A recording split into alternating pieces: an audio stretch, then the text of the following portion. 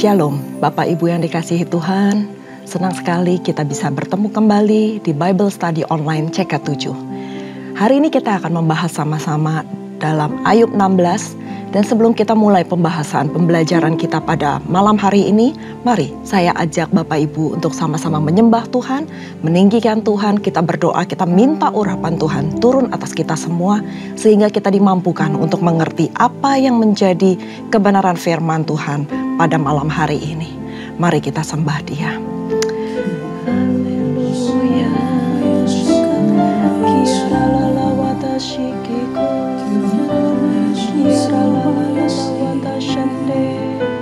Terima kasih Tuhan, terima kasih Yesus, Haleluya. Kami bersyukur padamu, kami memuji Engkau Tuhan.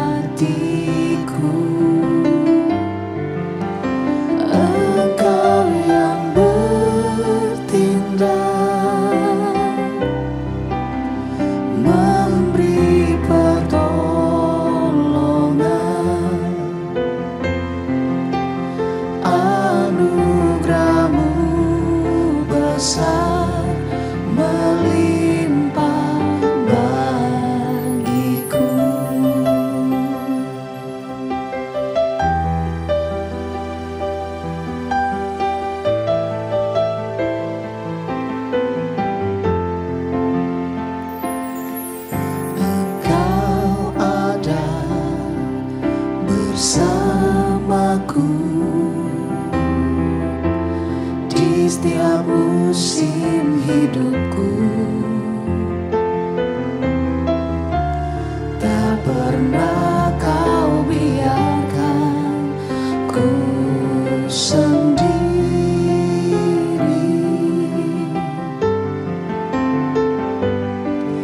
Kekuatan di jiwaku adalah bersamamu. Tak pernah ku ragukan kasih-Mu.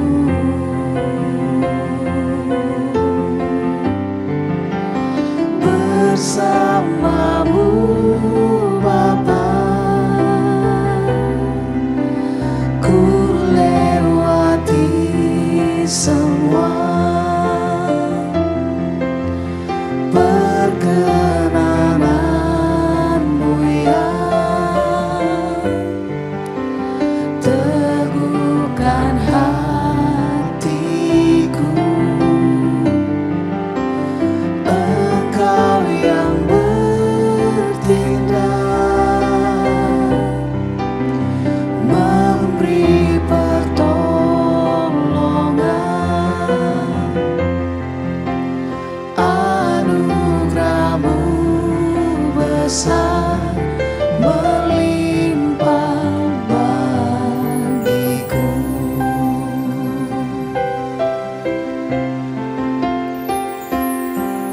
Engkau ada bersamaku di setiap musim hidupku.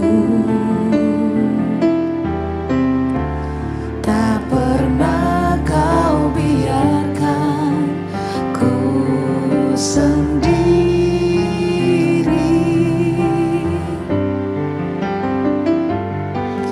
Kekuatan di jiwaku adalah bersama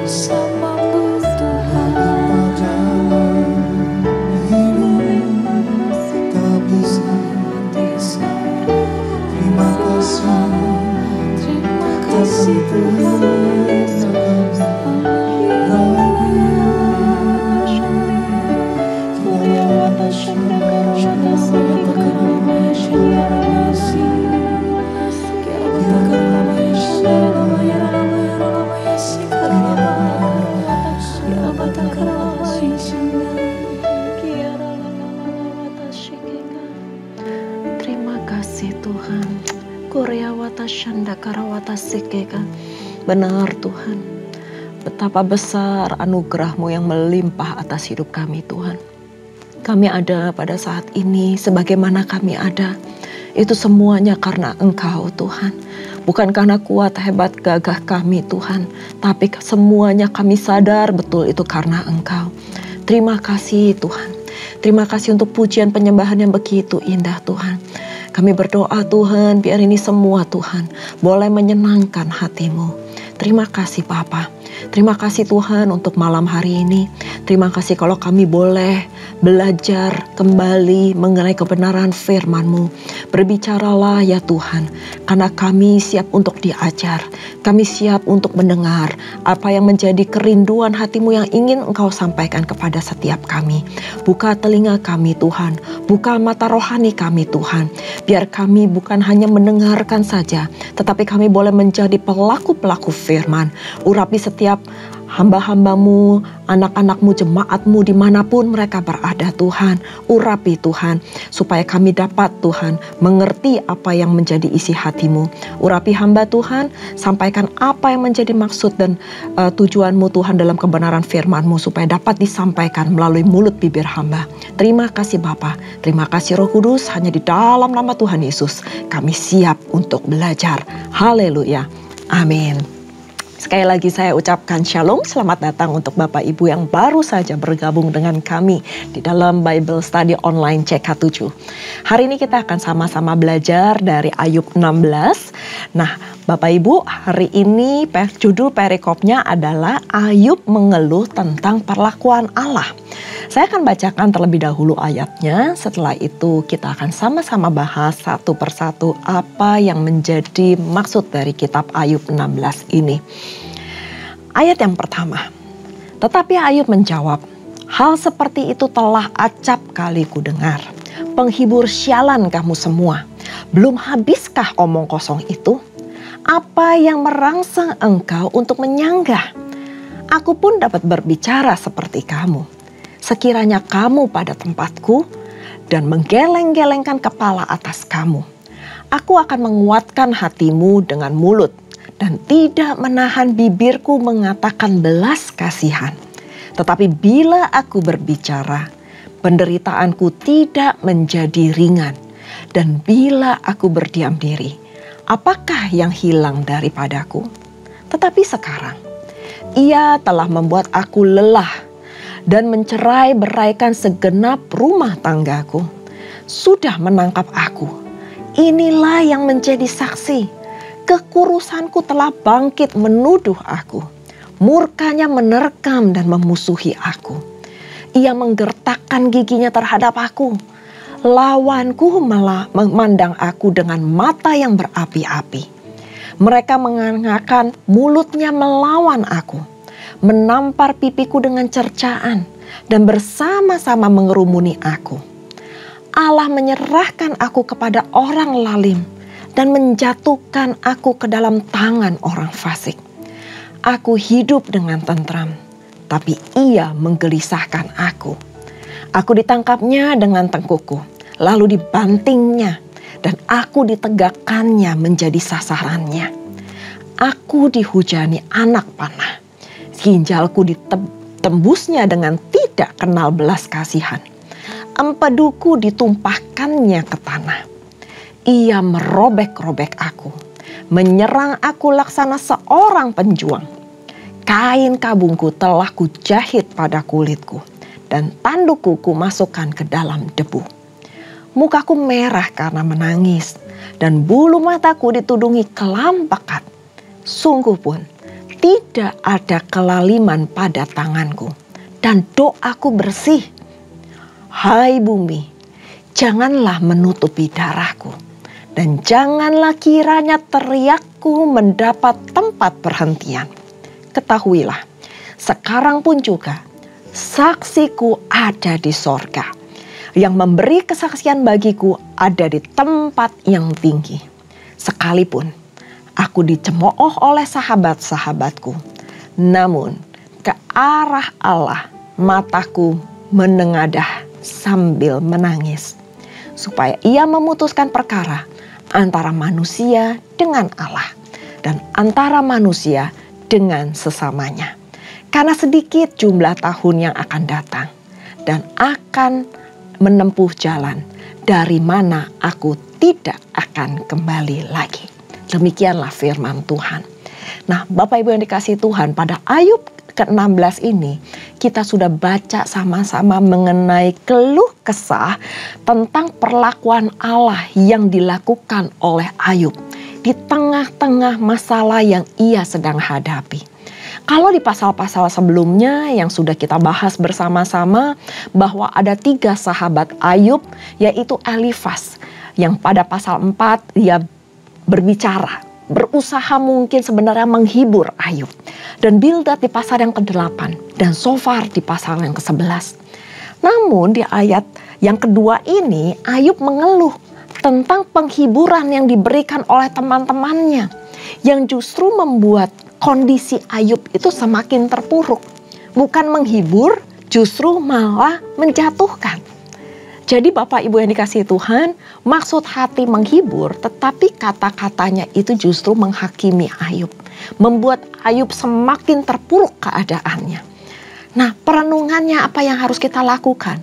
Bahwa dalam kondisi yang paling sulit yang kita sedang hadapi, siapakah yang bisa kita andalkan? Siapakah yang bisa menolong kita? Dan siapakah yang paling dapat menghibur kita? Kalau kita mengharapkan manusia adalah bagian dari penghiburan kita, maka kita salah besar.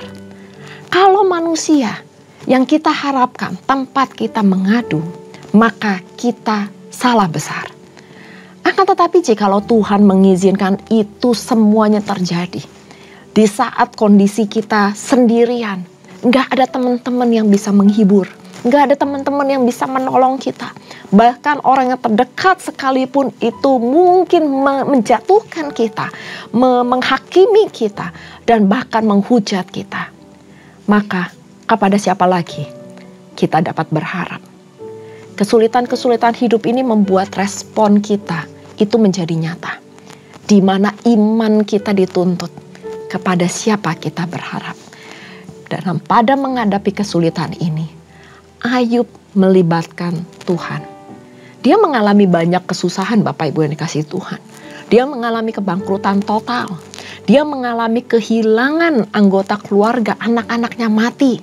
Sakit pada tubuhnya, kejatuhan status sosial, bahkan istrinya menyuruh Ayub untuk menghujat Tuhan Allahnya. Bagi manusia, bagi orang dunia yang ada di luar sana, ini nasibnya Ayub. Ini sudah takdirnya Ayub. Memang dia seharusnya mendapat seperti itu. Tetapi bagi orang yang percaya kepada Tuhan, kita dapat melihat bahwa semua ini seizin Tuhan. Dan bagi Ayub ternyata iman dan integritas dirinya jelas. Ini terjadi bukan karena kesalahannya. Ini terjadi seizin dari Tuhan. Nah, dalam kesulitan ini, kepada siapa Ayub harus mengadu? Masih ada harapan bagi Ayub. Dalam pasal 16 ini dikatakan, yaitu Tuhan sendiri.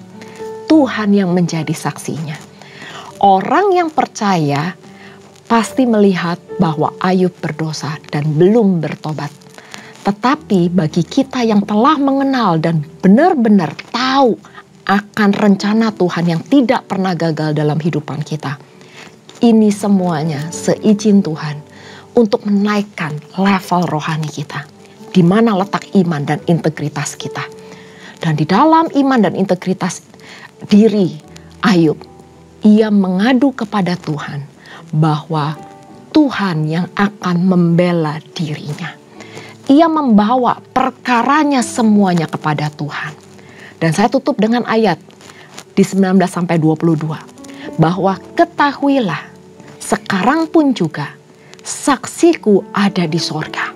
Dan saksi yang diminta oleh Ayub adalah Allah Bapa itu sendiri. Yang memberi kesaksian bagiku ada di tempat tinggi. Dia tahu benar bahwa Tuhan Allahnya ada di tempat yang tinggi. Sekalipun aku dicemooh oleh sahabat-sahabatku. Seperti yang kita tadi telah sebelumnya kita udah baca. bahwa ketiga sahabatnya mencemooh dirinya. Namun ke arah Allah mataku menengadah sambil menangis. Yaitu apa yang ingin disampaikan di ayat ke-20 ini. Cuma Allah saja tempat Ayub mengadu. Ayub tahu jelas, tahu benar bahwa dia tidak bisa mengandalkan manusia. Dia hanya bisa memohon kepada Tuhan. Dia hanya bisa mengadu kepada Tuhan. Dan di ayat ke-21 dikatakan, supaya Tuhan Allah sendiri yang memutuskan perkara antara manusia dengan Allah dan antara manusia dengan sesamanya. Karena sedikit jumlah tahun yang akan datang dan aku akan menempuh jalan dari mana aku tidak akan kembali lagi. Satu hal kita dapat mencontoh dalam kehidupan Ayub. Seberapa sulitnya pun keadaan Ayub, ia tetap berharap kepada Tuhan. Dia tetap tahu bahwa Tuhan adalah saksi yang hidup, yang ada di tempat yang maha tinggi, yang tidak pernah meluputkan janjinya kepada Ayub, dan pasti akan membela perkara-perkara Ayub. Pelajaran kita pada hari ini, jangan berharap kepada manusia. Jangan mengadu dan mengandalkan manusia. Kita boleh curhat, kita boleh cerita, tetapi jangan berharap. Karena cuma Tuhanlah tempat kita berharap. Sekalipun orang-orang di atas sekeliling kita itu berusaha menghibur kita, tetapi penghiburan yang maha tinggi hanya berasal daripada Tuhan Allah sendiri. Dan kalau kita pun ada di posisi sebagai seorang sahabat, mari kita menghibur teman-teman kita yang dalam masa kesesakan dan jangan menghakimi, jangan menjatuhkan, jangan mencemooh. Jangan sampai kita membuat hati teman kita itu malah tambah terpuruk. Tetapi mari kita berdoa, mari kita menguatkan imannya, dan mari kita menyerahkan semuanya kepada Tuhan Allah kita yang adil. Mari kita berdoa. Terima kasih Bapa untuk pembelajaran kami pada hari ini, di mana kami boleh belajar bahwa Engkaulah tempat kami mengadu, Engkaulah satu-satunya sumber harapan kami, Engkaulah tempat kami untuk menyampaikan keluh kesah kami. Dan kami dapat belajar Tuhan bahwa tidak ada manusia selain Engkau yang dapat menghibur kami, yang memberikan kami damai sejahtera sukacita. Bapa, hamba berdoa, kalau seandainya jemaat-Mu di tempat dimanapun mereka berada, yang sedang mengalami kesesakan, Engkau sendiri Allah yang menghibur, Engkau sendiri Allah yang menolong, dan Engkau sendiri Allah bahkan yang membangkitkan mereka dari kondisi keterpurukan mereka. Hamba berdoa Tuhan, kuatkan yang lemah, hibur yang susah, bangkitkan Tuhan semangat yang sedang berputus asa. Dan Tuhan, kami pun mau Tuhan menjadi sahabat-sahabat yang dapat menguatkan iman teman-teman yang ada di sekeliling kami, menguatkan iman saudara-saudara kami, dan bukan sebaliknya memperkeruh suasana, bahkan menjatuhkan, mencemooh, bahkan menghakimi teman-teman kami. Terima kasih Tuhan, berkati jemaat-Mu Tuhan, berkati dimanapun mereka berada, yang sakit Engkau sembuhkan, yang butuh pemulihan Engkau pulihkan tepat pada waktunya. Terima kasih Tuhan, biarlah kebenaran firman ini boleh Engkau materaikan di dalam setiap kehidupan kami. Terima kasih Bapa, dan sebelum kami berpisah satu dengan lainnya, kami rindu untuk menerima berkat yang daripada-Mu. Bapak Ibu yang terkasih di dalam Tuhan, sebelum kita berpisah satu dengan lainnya, mari kita mengangkat kedua tangan kita dan kita siap menerima berkat.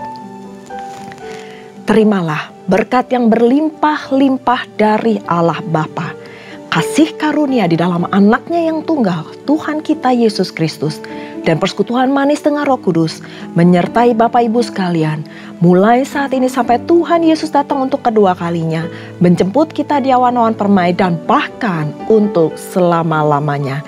Mari kita yang sudah menerima berkat, sama-sama katakan, amin. Tuhan Yesus memberkati. Shalom.